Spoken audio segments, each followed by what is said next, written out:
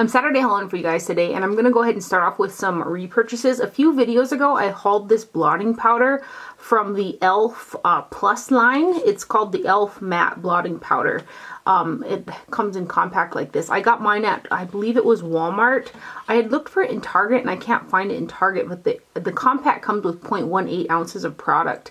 And I love this for, like, degreasing my face for when I get shiny. It like takes down the shine, but it also kind of like I don't know, it kind of perfects the skin and makes the pores less visible and everything. I just really like it. Like, so before I hit the record button on my camera, I took a fluffy brush like this. I took the Sonia G one here, and I just kind of went like this over the shiny spots on my face, and it just really gives a pretty finish to the skin. So the one that I had bought a while ago already looks like this. I already hit pan on it because I like it that much. So I bought a few more of these. I've got 3 of them right here, and then I also put one in my purse because it's going to be a great one for like touching up and stuff like that. But it's $6 at the drugstore, and it's a really good blotting powder. I really like it a lot. Then I also purchased another one of the Covergirl, the Supersizer mascaras. Mine is almost shot out, so I got another one. This one was a pack where it was like the mascara by itself was next to this, and they were the same price, so I got like a liquid eyeliner with it, which I could probably use for touching up or something like that. But the Supersizer is just my favorite mascara. I've tried several high-end, low-end, and everywhere in between for mascaras, and it's just the one that lengthens, volumizes, doesn't flake, and doesn't smudge on me, so I continually go back to it, and it's just a really good mascara. And then I got the other items that I ordered with that $50 off a $200 purchase at Neiman Marcus, that they were having like a promo code for that a couple weeks ago. So I got the Chantecaille lip veil, and I got the shade Honey Pot, and I wanted one of these for a while. I'm a sucker for the packaging and I really like that Chantecaille gives back. This one in particular gives back to it's protecting endangered elephants in Africa, so this little deal comes in the package. And this one has got a little elephant on it. I recently hauled the one with the polar bear. I am such a sucker for packaging, but the formula of this lipstick is really nice as well. I didn't know which one to get. I was going to go for the more pink one, then I thought this one would be a little bit lighter, so I went with this one. So it's called Honey Pot. The formula of this is really kind of light and slightly sheer with a glossy finish to it. So this is the shade Honey Pot right here. It doesn't really have a fragrance to it either, but that is the shade. Just a super easy one to throw on. It's kind of a, I guess it's kind of like a warm, it's a warm nude. So that is from Chantecaille. It's the lip veil in Honey Pot. I really want to, I wish I was able to go to a Chantecaille counter and swatch the rest of them. And then also from that order from Neiman Marcus, I got one of the Dior spring palettes. It's the Lolly Glow, I think is the name of the collection, in 447, and I got Mellow Shade. There's 2 versions that came out, and I went with this one, and I thought, well, if I really like that one, I'll get the other one. This is okay. The formula on this is much more sheer than I had thought. It's a baked jelly formula. I can't get away in a video without saying that. And this is the palette that I have on my eyes today. Does it look like this is the palette that I have on today? Maybe, kind of, sort of ish.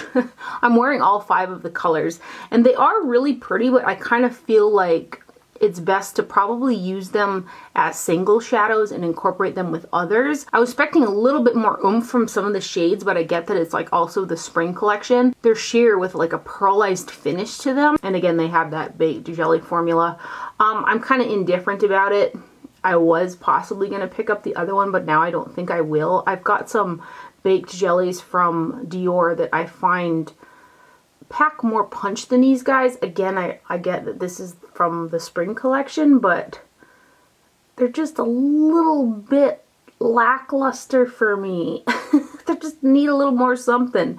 And I have this blue through the crease, and I kind of think that it turned grayish as opposed to being like this, you know, blue. Well, it kind of looks like a bluish gray actually, but in the pan it looks more like a teal blue. But so those are the swatches from the Dior Mellow Shade 447 Lolly Glow Spring Collection. This next product I got in a BoxyCharm, and I've been on the BoxyCharm PR list for a couple months, and I've liked some of the products that I got in there. I always felt that that was a lot of products, full-size products that you're getting for a very small amount of money. Like, I'm subscribed to Ipsy, and it's like $10 plus tax per month, and I really feel like I should cancel. I should really cancel my Ipsy subscription. I never use anything that comes in those bags, and I'm never really impressed with them. And then the BoxyCharm ones are $21 a month, and I always thought if they did decide to kick me off the PR list, this is one I would probably subscribe to, because you get so much product for, I think it's $21 a month, and depending on how many months you purchase at one time, I think the dollar amount goes down. But this product really like struck me this month, and it's the Cover FX Perfector Face Palette. It comes in 2 shades. I have light medium, and I saw that these are available on the Ulta website. There is a darker version as well. So this is what the packaging looks like. It's kind of like a matte kind of feeling packaging, and then inside you've got 6 products. There's 2 what they're calling 2 highlighters, which are these 2, a brightener, a finishing powder, a contour, and a blush. And this is the palette that I have on my face today for all of my skin colors. So my highlight, my blush, the bronzer, contour right there is all from this palette, and I really, really like it. I even used the finishing powder instead of the Guerlain Meteorites today. I did find that since I like to use a fluffy brush, like a pretty large fluffy brush for finishing powder, I did kind of have to be a little careful trying to get that brush into that pan there. But what I really wish, I wish I could switch these 2 pans around, because this brightener shade is the prettiest highlighter for my skin tone. I think it looks just stunning. I only have it on the top of my cheekbones, and then I went in with this highlighter portion for kind of above my brows, the tip of my nose, above my lip. Those areas, those are both too dark for my skin for the top of the cheekbone, however, but I can use them on other portions of the face. And then the blush is kind of like a satin matte, but it's so pretty on the skin. I was just like, I didn't know what to like expect when I went into this, but I was very impressed with the outcome. I was wishing that these highlighters would be light enough for my skin tone so I could use them, you know, on the top of the cheeks and stuff like that. But the brightener, the contour, and the blush in particular, I love them. This contour it's not too cool where it's going to look muddy in the back of the cheekbone. It's got a slightly cool reddish undertone to it, and buffed out, it made a really pretty bronze and contour depending on how much you concentrate it in one area. So I'm really impressed with this palette. It's 0.68 ounces of total product inside, or 19.4 grams. The brightener shade is called Moonbeam. And I wish it was, I just keep saying that, but I wish the finishing powder, I wish I could switch them. But let me go ahead and swatch these. I really like that brightener shade, that blush and contour. They're really, really pretty. They blend it out pretty. They look nice on the skin. So you can see that these 2 highlighter shades are definitely, you know, they're too dark for my skin tone. And then the contour. The finishing powder might not do too much good to swatch, but I'll swatch it anyway. And this blush is stunning.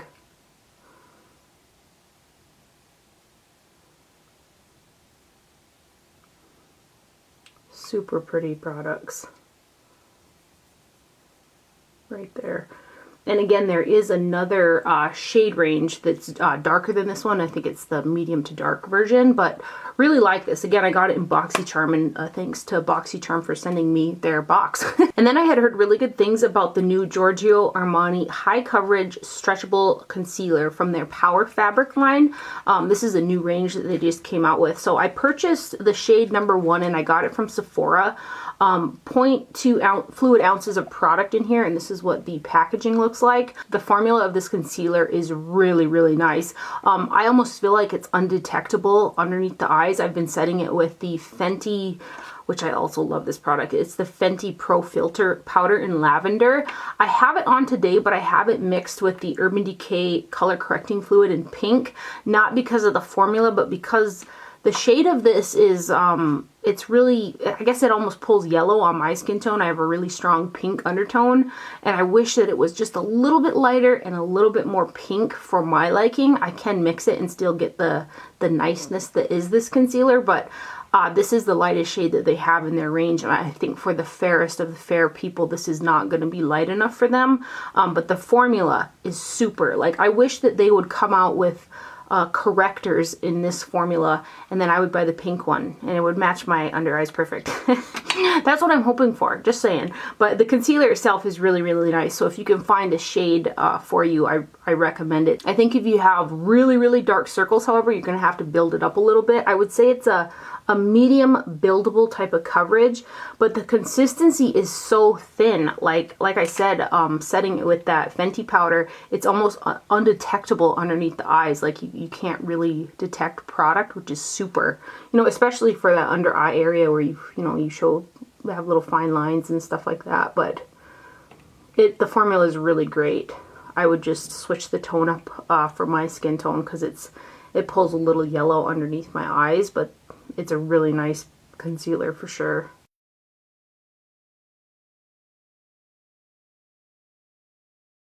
And then I also purchased the new Urban Decay Naked Reloaded eyeshadow palette. So this is Urban Decay's answer to the discontinued original Naked palette. The packaging is pretty cool, I think. It's almost like a cushioned fabric type of texture. And this is the first Naked palette where they eliminated the inclusion of a brush. So this here has just got your eyeshadows in there. You have 12 neutral shadows in here. There are 2 pans, the larger sizes that are 0.045 ounces per shade. And then the other 8 are 0.038 ounces. So almost 0.04. So it's mediocre, leaning smaller in terms of the amount of product that you're getting. I'm not impressed with this. I mean, if you don't have like more than 4 maybe neutral palettes in your collection, you might like this one if you're a real kind of toned down neutral eyeshadow lover. But this just, I was expecting more. There are a lot of really, really nice eyeshadows out there nowadays, and I was expecting more oomph from this guy. I feel like it kind of fell flat. I don't feel like the formula feels any different from any of my older Naked palettes. I was expecting the shimmers to be like more shimmery, more shiny, more metallic. I was expecting the mattes to have a more substantial formula where they're just a little bit thin. I've always kind of had that issue with Urban Decay mattes where they would kick up some powder. They have pigmentation, but they're thin. So when I blend them and try to build them, oftentimes I start to get it where they just stop blending and I can't get any more powder to stick to it. I was able to get pretty looks out of this, but they just fell flat. And I was expecting, in terms of being a reloaded eyeshadow palette, that this would bring more to the table. There are some really pretty shades in here, however, like the shade Reputation, Barely Baked, Distilled. Those are really pretty, but the Angel Fire and Dreamweaver, those 2 shades that look the shiniest and the prettiest, they just fell a little flat. And then also the shade Bribe right here does have a sheen to it. I initially thought it was a matte, and Blur is a matte, but it's too dark to be a highlight color for my skin tone. It's more like a blend out type shade. Boundaries has little sparkles in it. It's got a satin matte type of finish, which I wish they would have just made it either shimmery or matte instead of that strange satin formula. I find that formula always hinders the blending of the actual matte shadows for me, which gets frustrating. But anyway, let's swatch the shades. I don't know. I was just expecting more. I really was. You got a lot of competition in today's eyeshadow land, man.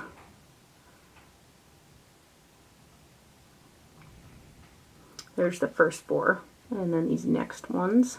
This color is really pretty right here.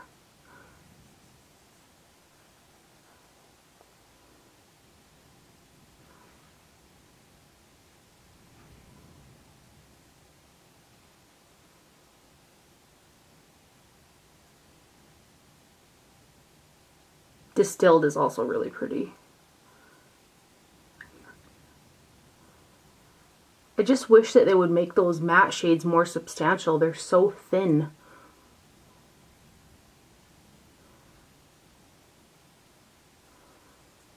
So there are the swatches right there. I mean, it's not a terrible palette, but I was thinking Urban Decay, Naked Reloaded, give me super pigmentation, awesome blendability, really high shine, you know, whether metallics or shimmer shades that are just popping. And I don't get any different look than I have ever got out of any other Naked palette. I purchased that from Sephora, and I also purchased the new Charlotte Tilbury The Icon palette from Sephora. There are 12 shades in this guy, 2 grams per shade or 0.07 ounces, which is a pretty decent amount of product that you're getting per shade. I think the packaging is super cool. The actual palette is a hard plastic. There was a plastic sleeve that went over the shadows that kind of indicate the same thing that's on the back here, where it kind of tells you in columns how you can kind of use it. So it's got a day Day Eyes, Date Eyes, Diva Eyes, and Disco Eyes. I never follow that stuff. I just kind of dip in and go wherever. I did like the inclusion of these two colors right here. They're kind of satin mattes. They worked much like a matte eyeshadow would for me, and it just kind of really helped with the shimmery shades to kind of use the palette as a whole. Although most of the times that I used it, I did bring in a matte brow bone color. But other than that, with the inclusion of these two shades, I was able to get looks out of this just using this eyeshadow palette. I really wasn't sure what to expect. This is a new formula for Charlotte Tilbury. I saw from the pictures the high shine that the shadows looked like, and they are really shiny, but on, they were not quite as shiny as something like the Jouer foiled eyeshadows, like that palette with the dragonfly on it. I think it's the Ultra Foil eyeshadow palette. They're still shiny, but they're not as shiny as something like that, and I did get a bit of fallout with this, but the looks did come out pretty nice out of it. Hopefully you can see by the swatches whether or not it's going to be something that you like. I mean, to the touch, some of the shades almost have a cream feel to them. But I love this fun looking palette from Charlotte Tilbury, because I love Charlotte Tilbury products anyway. But there's the top row. You know what I probably should have did was swatch them downwards, but it actually looks like it, you know, going across would create a pretty look as well. And then this middle row.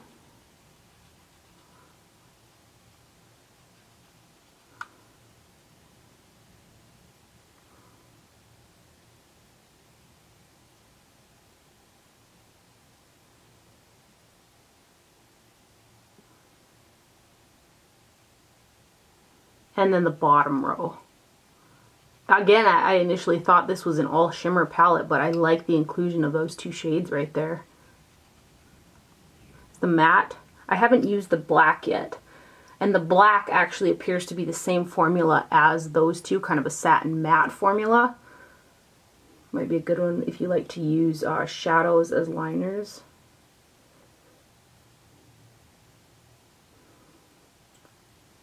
So that one is the Charlotte Tilbury, official name, the Icon palette. I just think the packaging's cool, man. And then I also purchased two products from the ColourPop and Zoella collaboration. I thought they just looked fun. This is the first kind of long eyeshadow palette I believe that ColourPop has done. So I got the eyeshadow palette, and I also got this pressed powder blush. There's 0.23 ounces of product in here. It's a hard plastic packaging, and then this heart right here is kind of raised with like a rubbery kind of feel to it. It's kind of a satin matte finish, leaning more towards matte. And when I used this, which I've been wearing quite a bit this past week, I did have to go into the product a few times and build it up to get that color out of it, but it did blend out nicely, but I had to build it up to get it to look like that color. So that is something to make note of. So, and the shade it's called is Soul Mate Blush. I got a cat hair issue going on here. Let me build it up.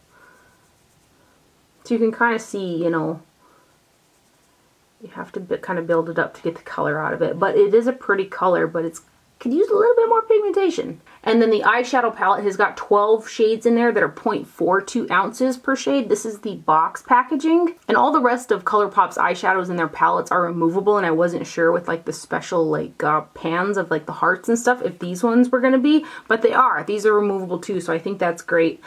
This for me is lacking a matte brow bone highlight and kind of a lighter matte transition shade in there to kind of make it a standalone eyeshadow palette for what I like. You've got French Toast, Mimosa, Maple Syrup, Americano, and Brunch Club for mattes, and then you have a matte glitter called Extra Slice where the base of it is matte, but it's infused with like golden glitters in there. So for matte shades, you got 1, 2, 3, 4, 5, 6-ish, 6 and 5.5. But the shadows that are in here did work out really nice for me. I get along with ColourPop shadows really well. I feel like they're some of the most affordable, best formulated eyeshadows on the market, really. I think this was $16 or $18, which, I mean, it's not too bad. So, and you're getting a decent amount of product in there as well. So let's swatch them.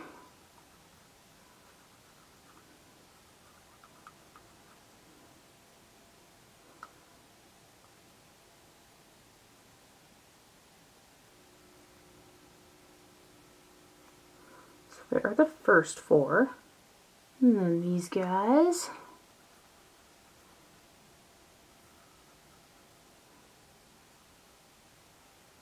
Right there.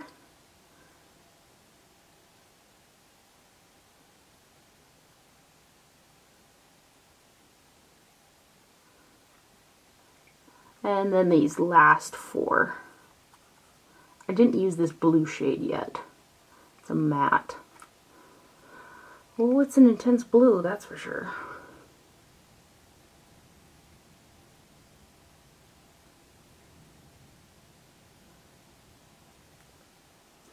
So, there is the ColourPop and Zoella collab Brunch Date eyeshadow palette. And that's everything for my haul today. I may go ahead and try to film another one tomorrow. I don't know. I've been so busy. There's so many videos that I need and want to film, and I'm just so like don't have time for nothing. So I apologize. I'm going to try to work on that, time management or something. But I did get the new Colored Rain collection. I'm wearing the eyelashes from that collection today, and these are the fluffiest, biggest eyelashes I've like ever worn. And because they're so fluffy, like wild and fluffy, I really like them. Usually like big long eyelashes like that, if they're too structured, I just don't really care for them. But these are just so fluffy. I really like them. I did not expect that. But they did send me that collection. I may try to do a video on that, or either try to do another haul video or something, because I got that and I got those MAC palettes. I want to use those MAC palettes a little bit more because I've used them only maybe 2 times each. And I'm trying to form my opinion on them. So anyway, I hope you guys enjoyed this video and found it helpful. Thank you for watching, and do not forget to wear sunscreen, and I'll see you guys later. Bye.